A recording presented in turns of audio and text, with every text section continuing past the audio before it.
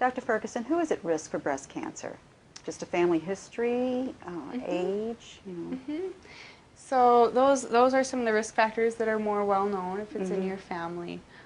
Increases with age. Okay.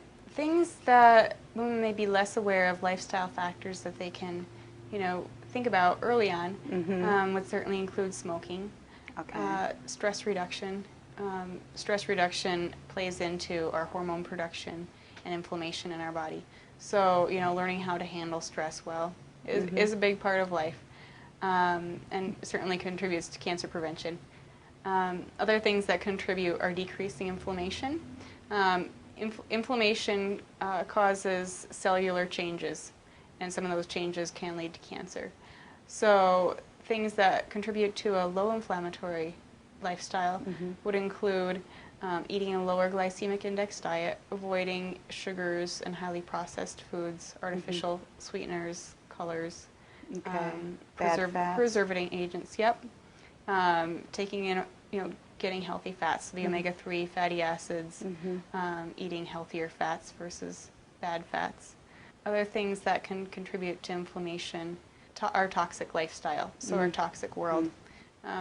Trying to limit our exposure as much as possible. And that can be very hard because we don't have a lot of control over the air outside our homes. We do have control over the air inside our homes. So keeping your home as chemical free as possible, you know, trying to well ventilate your home whenever you're using chemicals, if there's any remodeling going on, if you're, you know, when you bring your dry cleaning home, leaving it outside a couple days, let it off gas all those chemicals. You know, if you're putting down any kind of finishings, products on your wood or carpeting, all those things create a lot of off-gassing. So filtering your air for chemicals, well ventilating, trying to avoid scents in our soaps, and our artificial scents in our soaps and our lotions and our cosmetic products. And our laundry detergent. So, you know, trying to be as natural as possible in the home care products that we use. Also can decrease inflammation and toxicity, and ultimately, you know, lessen our risk for cancer that much more. Are mammograms safe? Should we be getting one every year? Currently, that's what is recommended. After a certain age, of course. After 40? Okay. So after age 40, mammograms are now recommended once a year.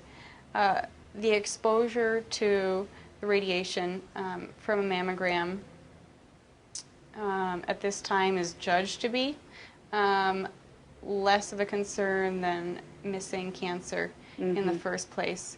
I wish that I had a better answer than that for you. Okay. Some women choose to go to use other means of screening their breasts for cancer. One of those would be breast thermography, which is a developing field where they're actually using heat sensors, so that it looks at heat pockets in our chest, looking at changes in that over the years. So some women are getting yearly breast thermograms or thermography testing. That's another option for women to look into. And at this time, I'm not comfortable saying one or the other, but I think it's something that women can look into for options. Well, that's a valuable alternative. Thank you. Yeah.